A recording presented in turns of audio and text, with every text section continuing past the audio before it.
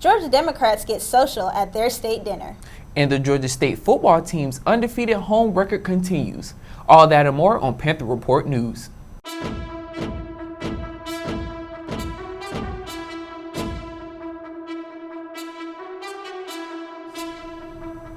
Hello, and welcome to Panther Report News. I'm Keelan Berrien. And I'm Maya Grant. After a series of fatal accidents involving e-scooters, the city of Atlanta has added time restrictions and even announced plans to add protections for riders. But one family shares the impact that the loss of their loved one had on them. EJ was a wonderful, vivacious young man. He was just living his dream. Now, unfortunately, we've been living a nightmare. 20-year-old Eric Amos Jr., also known as EJ, was the first person to die while riding an e-scooter in Atlanta. We got a call late at night from my mother-in-law. We found out that he had been hit by a car. These two motorized wheels have become a part of some Atlanta residents and students' everyday lives. I work at a nearby coffee shop on campus, so it's convenient for me to get from there into classes and back to my apartment. Riders are instructed to not ride the e-scooters on the sidewalk, which pushes some to ride in the streets. I still believe that if he had not had to be in the streets, he would still be alive today. EJ's loved ones say they wouldn't want another family to go through this pain. His life will not be in vain. His life will not be in vain. At that time, I knew that this would happen again, and it did. There has been a total of 4 people who died while riding an e-scooter in Atlanta. These things affect families. And all of the fatalities involving e-scooters happen in conditions just like these, after sundown, off the sidewalk, and not being seen by cars. We need to change laws. After the accidents, Mayor Keisha Lance Bottoms implemented a nighttime e-scooter ban, where riders cannot use them between the hours of 9 p.m. and 4 a.m. At first I was sad about them shutting them off at night, but when I heard about how many people were getting hurt and the fatalities from riding the scooters at nighttime, I understood. They say that they're giving people convenience and all of that, but at what cost? And for us, we paid the ultimate cost. We lost a young man that should be here today. Karen Nelson, PRN.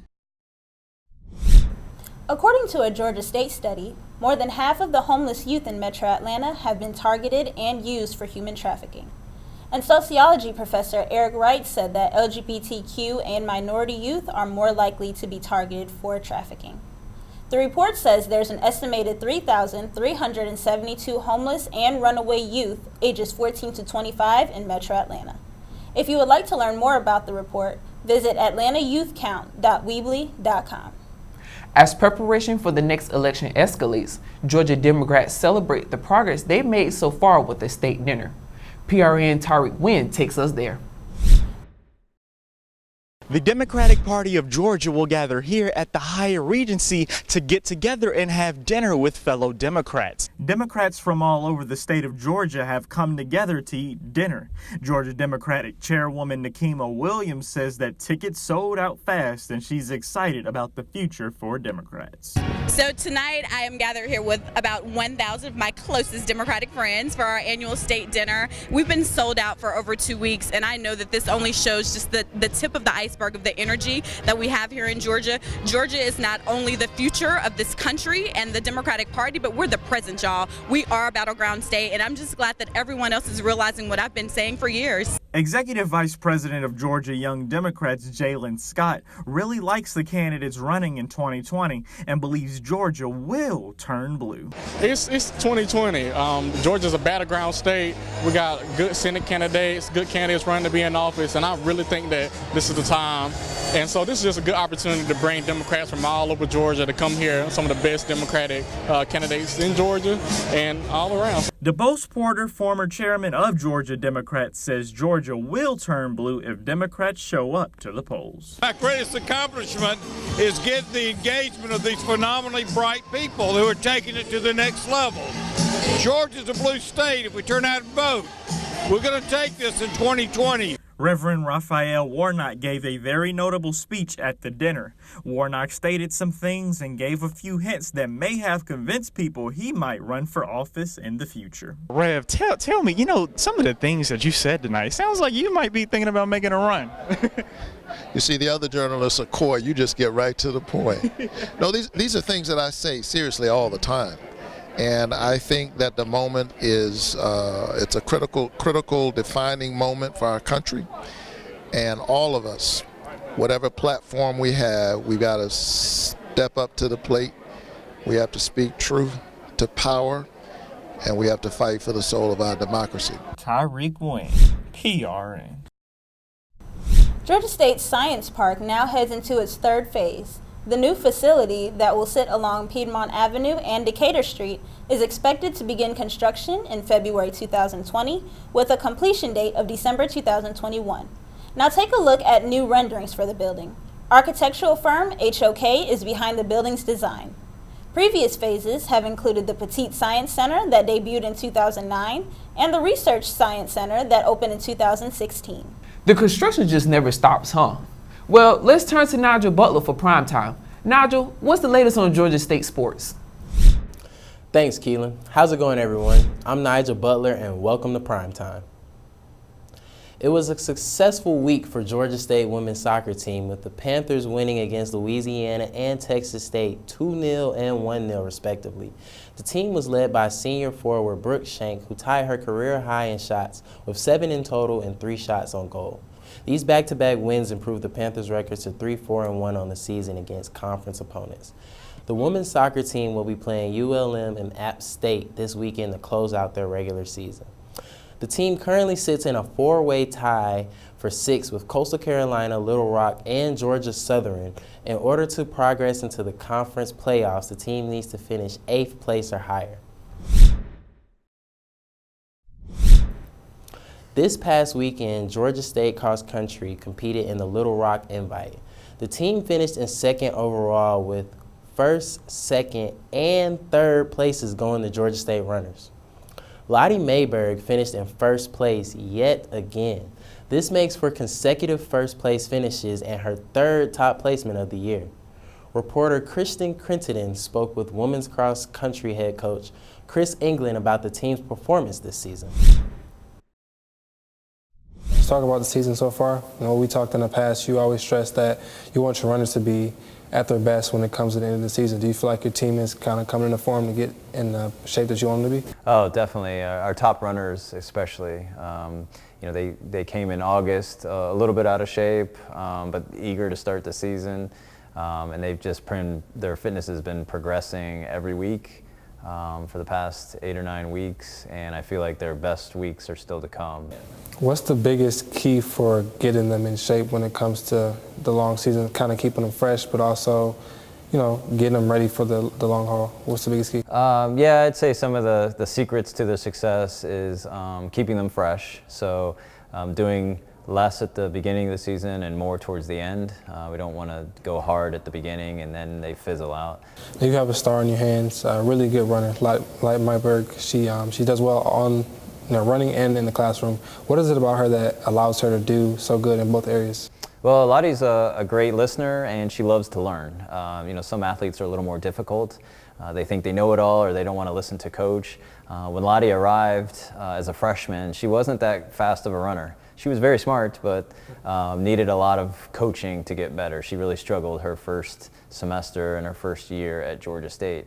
But she's very patient, and her willingness to learn, because she knows that will help her improve, has made effects positively on her performance, and it shows.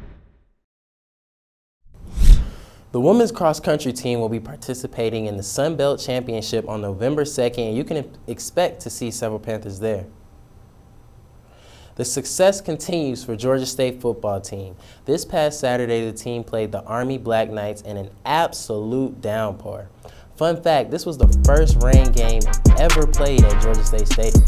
But the rain didn't seem to affect the Panthers as they beat the Army in an old-school, hard-nosed, run-it-down-their-throat style game. The Panthers were led by Dan Ellington with 232 yards through the air and Trey Barnett's 108 yards on the ground. This game makes 3 straight games with over 100 rushing yards for Trey Barnett. The Panthers offense as a whole currently ranks 10th in the country in offense efficiency, according to ESPN. For a team that was projected to win a mere 4 games, 5-2 sounds pretty good. The team hopes to extend their winning streak to 4 as they face Troy University at home. The Georgia State volleyball team split their weekend against ULM and Louisiana. The Panthers beat ULM Warhawks 3-0, including a dominant 14-25 second set. Junior Leah Wilcox led the Panthers in both kills and assists with 12 and 13 in total. Just about the opposite happened against Louisiana as the team fell in straight sets. Reporter Crystal White spoke with his head coach Sally Paul Hamas after the game. Take a look. Last Sunday, Georgia State's women's volleyball team hosted Louisiana Raging Cajun. Despite having a good start in set 1, the Lady Panthers lost in 3 sets. After the game, I talked to head coach about her team's tough loss. I was just very disappointed in our preparation. We did not come out. Louisiana is a really tough matchup for us. They have 2 dominant hitters and they don't let anything drop on their side of the net. And so it can be frustrating for our offense because normal balls that we would get kills on, we don't get against that defense. And so our preparation had to be crisp. We had to swing with intent and we had to attack their defense in a certain way. And we did not come out in the first 2 sets ready to do that. I am Crystal White with PRN. The team will be back in action today against Troy and Sunday against South Alabama. The confusing season continues for the Georgia State men's soccer team as they fall to Howard in their second Sun Belt game on the season. The team is now 0-2 in the Sun Belt play, putting them last in the conference after their historic start and their win over number 10 UNC Charlotte last week. After an early goal by the Panthers, Howard bounced back to score 2 goals in the last 6 minutes of the game, with the game-winning goal coming in the final minute. The Panthers will face Coastal Carolina this Saturday in a must-win for conference play. The team will play UAB on Tuesday. That's all we've got for you this week here on Primetime. Be sure to follow us on social media at GSUPRN for the latest updates and analysis. Back to you, Keelan. Last week, the University System of Georgia announced the launch of a mental health task force. The team is made up of representatives from universities, state agencies, mental health organizations, and also the medical field. And the task force aims to confront mental health challenges at the university campuses. Steve Wrigley, who is the chancellor of the university system, says that task force members will look into university factors, such as programs and policies here at home, but also around the country. We reached out to Dr. Shanta Dubé, a Georgia State associate professor at the School of Public Health, and they say, quote, "Our society suffers from hidden but high burden of stress, trauma, and mental illness. We must create opportunity to increase awareness and acceptance about mental health issues and actively engage our campus communities to ensure we have our finger on the pulse when it comes to students' mental health needs." The first task force meeting has yet to be announced. Social network company Facebook teamed up with students for a competition putting their coding talents on the line. PRN's Katie Gray tells us more. I'm downtown walking towards Classroom South, where Georgia State is hosting their first coding event sponsored by Facebook. In addition to the 3 courses that Facebook teaches at Georgia State University, students have the opportunity to compete in a national mock competition on coding. The event will be held here inside Classroom 608, where we will meet up with Silas Kamar, who's helping put on the event. Team that meets every week.